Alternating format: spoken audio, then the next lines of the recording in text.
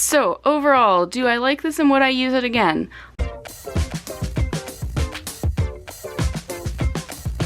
Hey guys, well we are about halfway through the year and that means it's about time for me to give you my 6-month review of the personal planner organizer that I've been using for 2023.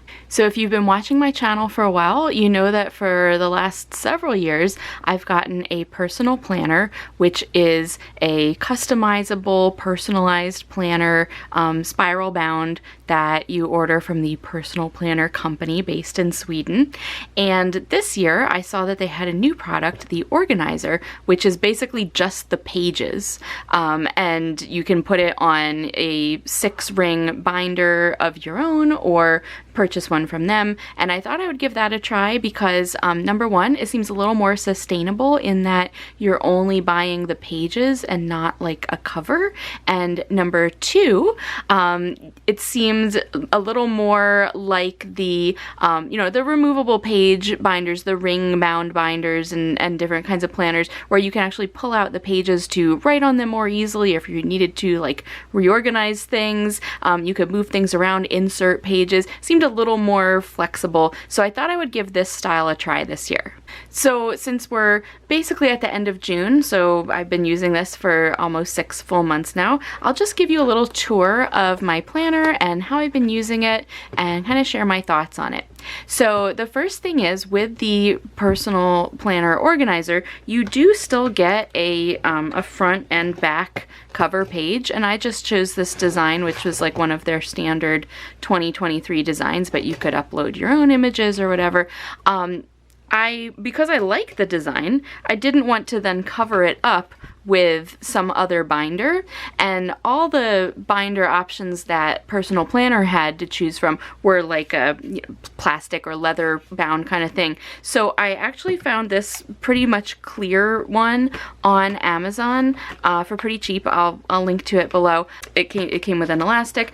It's like a standard size kind of 6-ring thing, so all these pages fit, and you could even, in the future, if I wanted to use a different brand or type of planner or organizer, I could just get different pages to put in this. But overall, I haven't been like too hard with it. It spends probably 90% of its time just sitting on my desk, but I do take it to the office when I do go to the office, which is like once or twice a week lately. So I mean, it does get moved around and carried around, and it really hasn't sustained any damage or anything. One other difference with the organizer is that it didn't come with any kind of bookmark, page marker kind of thing, which the spiral bound ones do come with, and the spiral bound page markers wouldn't have fit in this one because there's a different set of holes that they would need to clip into. But I also found this page marker on Amazon as well. Actually, I think it was a set of 2, one black and one white. So this is just the black one, and it does have a ruler printed on it. I haven't had to measure anything yet, but so I just use that as my marker to mark the week. So I'm just going to start paging through as I talk. So again, apologies if you've heard this before from me, but the way that I use my planner hasn't really changed any in the, I don't know, now maybe like 8 or so years that I've been using them for work. So I do use the planner just for work. I don't really track any personal things on here unless it's something where it kind of cuts into my workday and I need to make a note of that. So the general way that I set up my pages, I do have like a 5 large, weekdays, and then the weekend days are smaller, and I usually just kind of decorate over the weekend days section. And so each day I will note in black ink my work appointments for the day, and then I choose some kind of coordinating color for the week that matches the washi tape or stickers that I've chosen to decorate that week with, and I use that kind of secondary color, number one, to check off my appointments as they occur, or to make a note if they end up getting moved or canceled, and then also again to note any of those personal appointments or anything that's happening kind of outside of work hours, as well as make a little sort of to-do list of tasks for each day. And there's other certain like just activities that I do that I kind of need to make note of for tracking later, so I make those notes as well in that secondary color for the week. So I will say I really do like the ring system. It just pops open very easily, so especially when you're writing, I'm right-handed, so when you're writing on the left side of the pages, it's a lot easier to just remove the piece of paper. You're not running your hand into any rings as you write. Even on the right side, even though I'm not, bumping into the rings as I write on the right side of the pages, it's still a lot easier to do my writing with the pages out of the binder, as well as do any like decorating or taping or anything. It's just a lot easier to pop out the pages for that week. So as I mentioned, we are now at the end of June. Here's my, here comes July. So I have been in this planner for 6 months. So what do I think of it? I pretty much like it. It's pretty much similar to the spiral bound planners that I've been using. As I mentioned, the fact that you can take the pages out to make it easier to write on is very nice, as well as the fact that I will be able to reuse the cover from year to year, and it also won't be as much to store. I do keep my planners from year to year, even though I don't think I've ever gone back and looked at them. They probably could get recycled, but it's only just the pages and no other bindings or anything, so it is less to store and would be less to dispose of or recycle or whatever.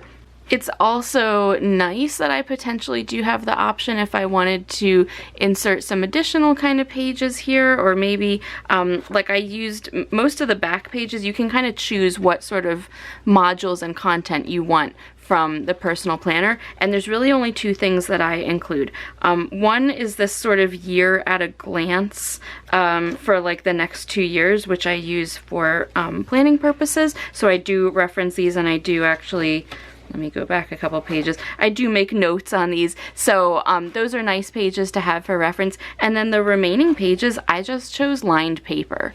So the nice thing is, if I, take some notes on this, I could pop that note out of the rings. I could insert it into, like if I need it for a certain week, I could insert it further up in the book. I could just, cleanly pull it out and put it somewhere else. I could even, make some notes here and then keep them for next year. So that's kind of a really neat feature.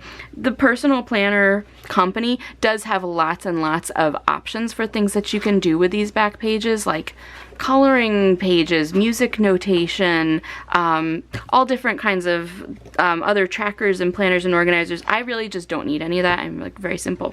The one thing that I do miss in here that was a standard in, for example, my 2022 spiral bound planner is before each month's weekly spreads, there was a monthly calendar like this, a block calendar overview of the month, and that is not in here anymore. It only is the weekly spreads. You might have noticed as I paged through it, there is no monthly spread. So that's actually one of the reasons why I'm using these a little bit more, because I have to, because I don't have any other kind of overview of a whole month together. So that is like the one thing that I'm missing in this, and I'm not sure why Personal Planner didn't include that, because it's really, it's the same content, it's just a different kind of binding. So it's not like they wouldn't have been able to include a monthly calendar spread. So I'm just not sure, maybe it's because it's technically a different type of planner. It's an organizer instead of a planner. I don't know why you wouldn't include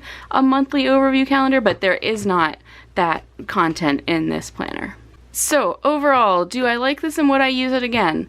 Yeah, I do. Besides missing the monthly overview pages, I do really like this planner, and I think I would use it again as long as, as long as this outer cover holds up. I'll probably just keep buying the pages. It's, I think, slightly cheaper, and like I mentioned, there's a lot of pros to the flexibility and being able to remove the pages even temporarily. So I think I will be trying it again for 2024. We'll see as we get a little closer to the end of the year what I end up ordering, and when that occurs, I will probably come back and do, a full year-end review of my 2023 planner, and then show you what I have on deck for next year.